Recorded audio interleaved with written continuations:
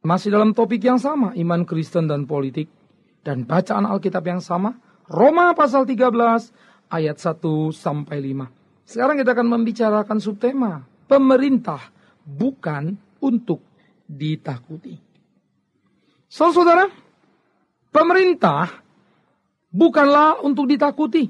Karena jikalau rakyat sampai takut kepada pemerintah, itu berarti pemerintahnya diktator. Iya kan? Tetapi sebaliknya jikalau sampai rakyat ditakuti oleh pemerintah, itu namanya anarki, saudara. Jadi, kita tidak berharap pemerintah takut kepada rakyat atau rakyat yang takut kepada pemerintah. Namun yang benar, relasi rakyat dengan pemerintah adalah saling menghormati, saling melindungi. Sehingga pemerintah dan rakyat bersama membangun negara dan bangsa. Karena pemerintah pun berasal dari rakyat juga, toh. Rakyatlah yang mengangkat dan memilih pemerintah. Sehingga mereka tidak boleh bermusuhan. Tetapi saling mengamati, saling mengawasi. Kalaupun beroposisi, itu bukan dalam pengertian pecah. Tapi saling mengingatkan. Nah apa, saudaraku, yang tercantum pada sila kelima Pancasila kita sangat indah, bukan? Keadilan yang merata bagi seluruh rakyat Indonesia. Saya harap ini merupakan cita-cita setiap kita. Karena bagaimanapun juga, ini sungguh-sungguh indah. Menjadi satu kehidupan yang penuh tanggung jawab. Di dalam kekristenan kita mampu menampung keinginan ini. Di dalam apa yang Tuhan ajarkan kepada kita. Yaitu kasihlah sesamamu manusia. Seperti dirimu sendiri. Jikalau engkau mengasihi sesamamu. Maka sesamamu akan merasakan keadilan. Artinya sesamamu adalah semua manusia. Wow, indah sekali. Oleh karena itu kekristenan sebenarnya bisa memainkan peran yang lebih dan lebih lagi. Untuk memberi sumbangsi bagi bangsa ini. Khususnya mewujud nyatakan cita-cita kita di dalam falsafah hidup berbangsa dan bernegara. Iya kan saudara yang kekasih. Dan ini penting bagi kita. Itu sebab Alkitab juga berkata kepada kita di dalam bacaan kita. Mengapa kamu takut? Mengapa kamu harus takut pada pemerintah? Kamu boleh takut kalau kamu berbuat jahat. Sebaliknya pemerintah pun tidak perlu takut kepada rakyat. Pemerintah takut kepada rakyat hanya karena satu. Kalau dia ber-KKN. Kan begitu saudara ya. Nah, jadi di sini saling kontrol itu penting. Pemerintahnya jangan KKN dong. Supaya rakyat jangan marah. Sebaliknya rakyatnya sopan santun lah. Ikutin undang-undang. Jangan dilanggar. Bayar pajak kalau memang harus bayar pajak. Jangan ditilep. Sehingga Anda tidak perlu takut kepada pemerintah. Korporat. Begitu saudara ya. Nah di sini penting untuk kita pikirkan sama-sama. Pagi ini kita melihat saudara. Bagaimana pemerintah dipandang oleh iman Kristen. Pemerintah di mata gereja itu bagaimana sih? Pertama, kita melihat dalam Roma pasal 13, pemerintah pertama-tama adalah itu dari Allah. Disebutkan ya. Tidak ada pemerintah yang tidak berasal dari Allah. Semua pemerintah berasal dari Allah. Wah ini penting loh. Nah, tetapi pengertian ini harus diperhatikan baik-baik. Kalau pemerintah berasal dari Allah, berarti di atas pemerintah ada Allah. Sebagai pemerintah yang tertinggi. Betul enggak ya? Jadi pemerintah dari Allah. Berarti di atas pemerintah ada Allah. Yang memberi pemerintah. Ada Allah sebagai pemerintah yang tertinggi. Yang tidak mungkin salah. Sementara pemerintah yang diberikan Allah mungkin saja salah. Jadi kalau pemerintah dari Allah. Ya. Menyatakan, membuat dan mengerjakan sesuatu, mari kita kerjakan. Kalau sesuai dan tidak melanggar ketetapan pemerintah yang lebih tinggi, yaitu Allah itu sendiri yang memberikan pemerintah kepada kita. Yang kedua, pemerintah adalah dari Allah, itu berarti pemerintah adalah alatnya Allah. Alat Allah yaitu dipakai untuk membentuk kehidupan umat, khususnya kita umat Kristiani, agar semakin mendekat kepada Allah. Baik Allah memakai dia sebagai alat secara positif atau secara negatif. Saya sebut secara negatif, katakanlah Allah akan mengatakan murkanya melalui pemerintah. Allah bisa loh pakai pemerintah menjadi alat yang negatif. Memukul, menindas. Supaya umat dibangunkan. Tapi secara positif, membantu, mengontrol. Sehingga umat dikukuhkan dan dikuatkan. Maka, baik memainkan peran secara positif maupun secara negatif, pemerintah tetap alat Allah. Jadi, you tidak perlu takut sama pemerintahnya, saudara. Yang perlu takut sama Allah yang punya itu loh, alat yang bisa memperalat pemerintah. Kepada Allahnya Anda takut. Nah, kita kan suka salah kaprah begitu ya. Akhirnya takut bukan kepada yang punya alat, tapi takut kepada alatnya. Aneh sekali. Di sini harus hati-hati. Jangan salah ngerti. Yang ketiga, pemerintah adalah wakil Allah. Berarti, mesti dimengerti di sini ya. Pemerintah sebagai wakil Allah berarti tidak sama dengan Allah. Saya sudah sebut tadi. Allah tidak bisa salah. Pemerintah bisa salah. Wong namanya wakilnya kok. Jadi, dalam hal ini kita harus mengerti secara utuh dan fungsi. Mengerti secara utuh ya. Dalam fungsi pemerintah itu sebagai apa? Kelembagaan pemerintah memang diatur di dalam orang bernegara. Pada bagian pertama kita sudah bicara politik itu membicarakan apa? Polisi-polisi yang diputuskan oleh pemerintah. Bagaimana pendistribusiannya dan seterusnya. Kita menganut trias politika misalnya. Ada legislatif, ada yudikatif, ada eksekutif. Nah, itu kan cuma satu bentuk pola institusi yang dimainkan. Yang bersifat relatif. Yang perlu pembenahan kiri kanan, yang terus memerlukan transformasi untuk menyesuaikan dirinya dengan zaman yang bekerja. Karena pemerintah itu kan bukan firman Allah yang bersifat kekal. Undang-undang itu kan bukan firman Allah yang bersifat kekal. Itu beda sekali. Oleh karena itu pemerintah sebagai dari Allah, alat Allah, wakil Allah, mesti kita hargai, mesti kita hormati. Tetapi tidak berarti kita mengikuti dia kalau dia menyuruh kita melawan Allah. Nanti dulu. Tetapi tidak berarti kita mesti mengaminkan seluruh keputusannya kalau itu bertentangan dengan keadilan dan kebenaran. Nanti dulu. Mereka cuma dari Allah, alat Allah, dan wakil Allah. Ingat kalimat itu saudara. Jadi jangan salah ngerti, jangan membabi buta.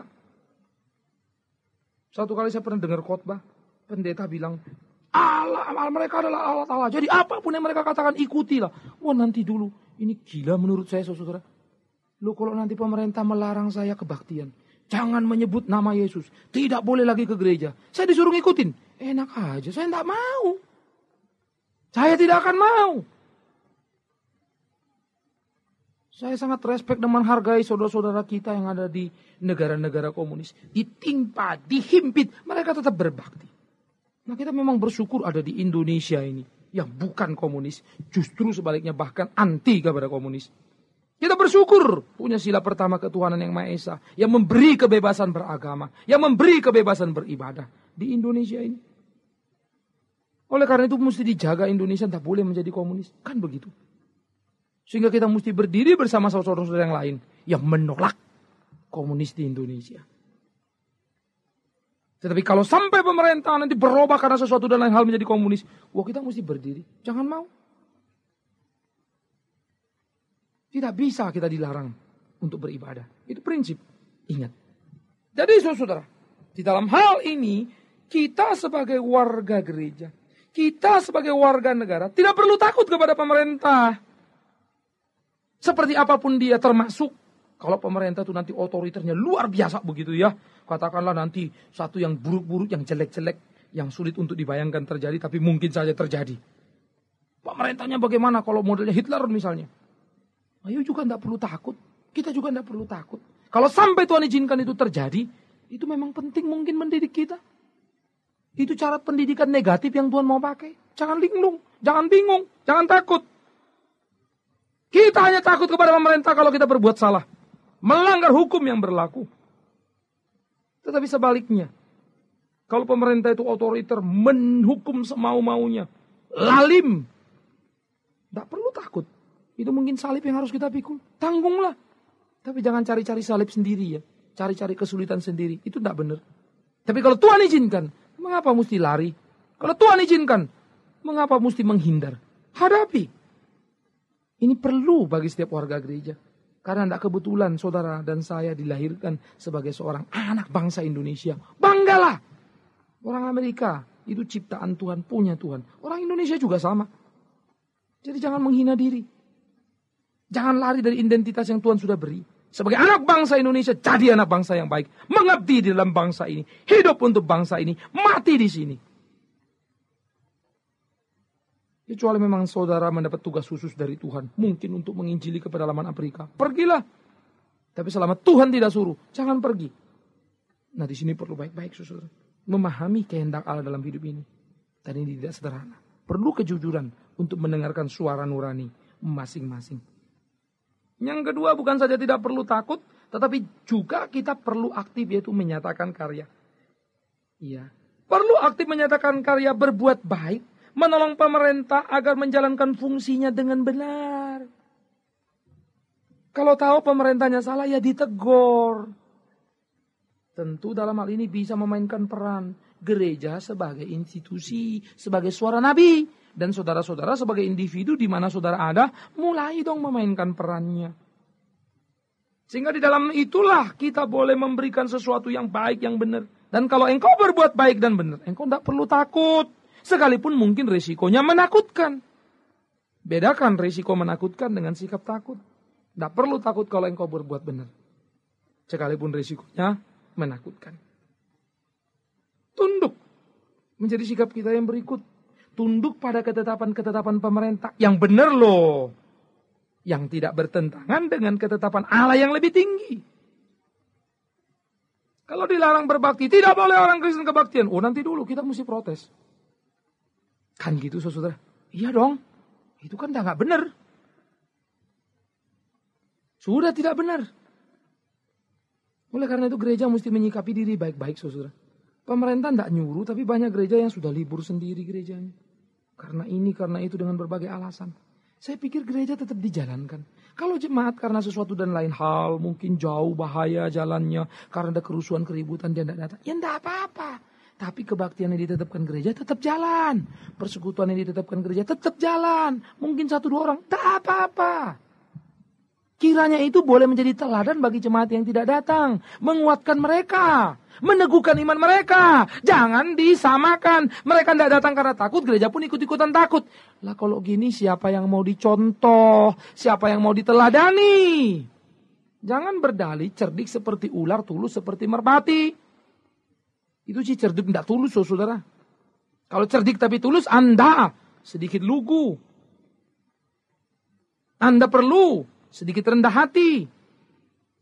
Dan semua itu menuntut keberanian. Kalau sesuatu terjadi. Jadi dalam hal ini penting untuk menyatakan sikap seperti yang saya bilang tadi. Pemerintah bukan untuk ditakuti. Selagi engkau benar, tidak perlu takut. Tapi kalau salah, takutlah. Ya. Sehingga kita memainkan peran secara utuh, saudara.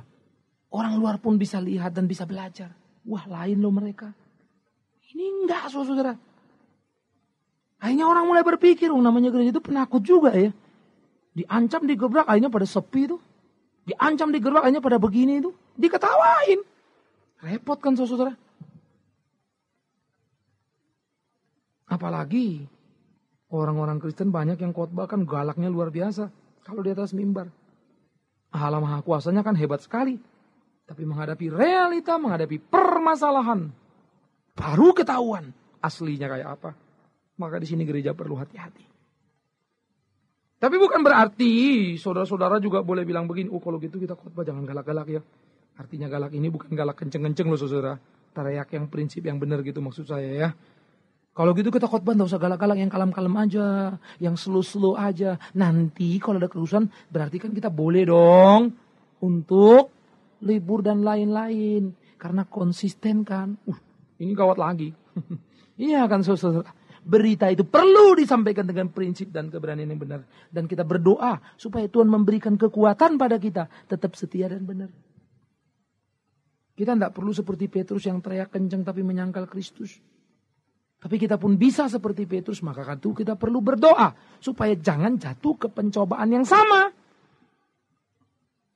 Jadi kita mesti memainkan peran secara utuh. Saudara, disinilah kita perlu untuk memikirkan peran kita. Disinilah kita perlu untuk menempatkan posisi kita secara pas sebagai warga negara. Kita harus peka kepada situasi sosial yang ada di sekitar kita. Jangan menjadi individualis. Iya kan? Saudara tidak perlu takut kepada lingkungan saudara. Kalau saudara hadir sebagai berkat di sana. Yang bikin pusing kan gedung gereja megahnya luar biasa. Lingkungannya masih kumuh. Tapi katanya kasihlah sesama manusia. Bagaimana mungkin engkau bisa membangun gerejamu menjadi megah, glamor begitu luar biasa. Sementara lingkunganmu kumuh. Di mana kepekaanmu kepada lingkunganmu? Di mana kepekaanmu kepada tetanggamu? Di mana kepekaanmu pada orang-orang orang-orang susah, orang-orang miskin yang ada di sekitarmu, yang Tuhan titipkan padamu ketika Tuhan mengatakan, aku tidak selalu bersama dengan kalian, tetapi orang-orang susah ini, orang-orang miskin ini selalu ada bersama dengan kalian. Betul tidak saudara?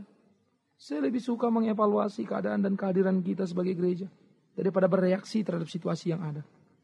Sehingga dengan mengevaluasi diri kita menciptakan satu aksi yang solid. Bukan sekedar reaksi. Kapan beresnya? Tapi ciptakan aksi yang mempengaruhi lingkungannya. Ciptakan aksi yang boleh memberi satu arah bagi perjalanan bangsa. Jadi peka kepada situasi di sekitar kita. Sebagai gereja, sebagai individu. Jadi kita tidak usah juga takut kepada masyarakat di sekitar kita. Tidak usah takut kepada lingkungan kita.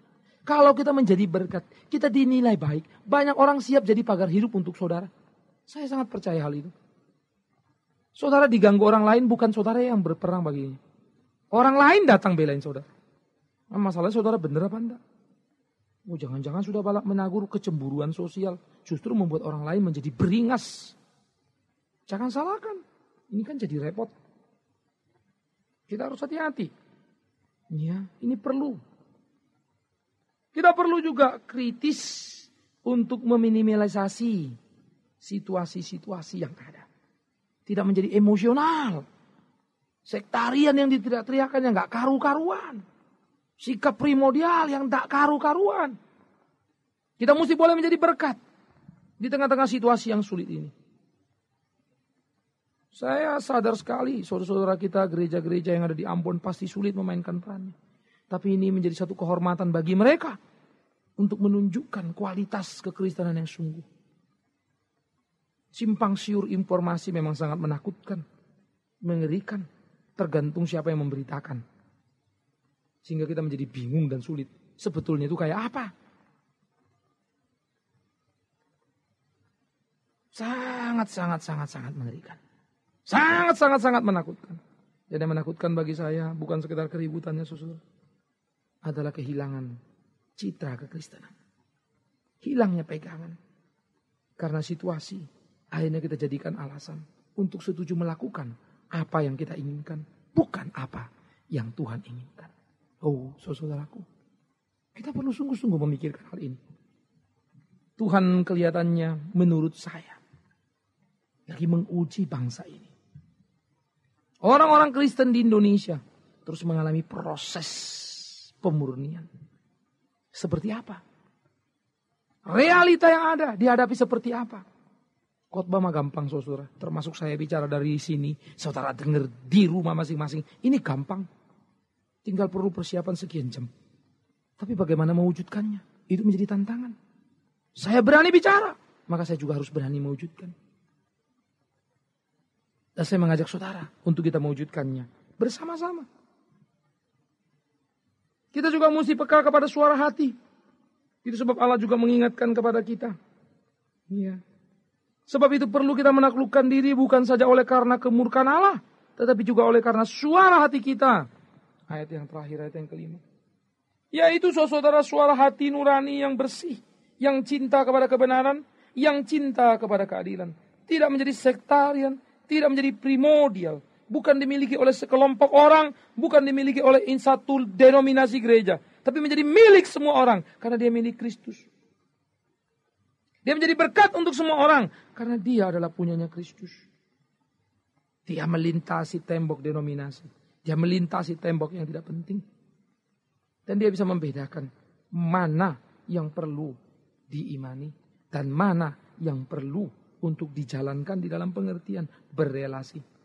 Dia mesti membedakan kapan dia sedang berbicara berhubungan dengan seseorang tentang iman. Dan kapan dia sedang bermasyarakat. Artinya iman itu tidak selalu halus muncul dalam statement-statement ayat Alkitab kan. Tapi iman itu di dalam bermasyarakat muncul dalam perbuatan cinta kasih. Engkau kan perlu hargai orang lain. Kalau orang lain tidak mau dengar engkau mengatakan Kristus, Kristus. Ya jangan ngomong dong. Betul gak? Orang kan punya hak asasi manusia juga untuk tidak mendengar kata Kristus. Tetapi kan sebagai seorang Kristen yang kau mesti merefleksikan imanmu toh. Jadi tidak usah sebut Kristus. Tapi berbuatlah baik. Itu pun sudah menjalankan apa yang Tuhan ajarkan. Mencintai sesama kita. Mengasihi sesama kita. Nah itu yang perlu kita kerjakan. Oleh karena itu saudara. Seorang Kristen yang baik pasti menjadi warga negara yang baik. Dia pasti mengerjakan yang baik. Dia memikirkan apa yang baik bagi bangsa ini. Dia pasti memikirkan apa yang perlu bagi bangsa ini. Untuk kemajuan bangsa ini. Maka saya percaya. Sebagai seorang Kristen yang baik. Saudara pasti memikirkan. Apa yang saudara bisa mainkan. Di dalam peran saudara. Untuk menuju kebaikan bangsa ini. Dalam menuju pemilu ini bukan. Saudara pasti bisa memikirkan apa yang baik bagi bangsa ini. Dalam memikirkan memberantas. Bagaimana KKN itu bukan. Kalau saudara punya informasi jangan simpan sendiri. Beri kepada yang berhak. Supaya yang berhak itu bisa memeriksa. Betul atau tidak. Mainkan peran saudara. Itulah tugas tanggung jawab yang bisa kita mainkan di dalam berpolitik. Berpolitik tidak berarti semua kita harus rame-rame ke gedung MPR DPR sana saudara. Berpolitik bisa saudara mainkan di lingkungan di mana saudara ada. Mainkan peran saudara.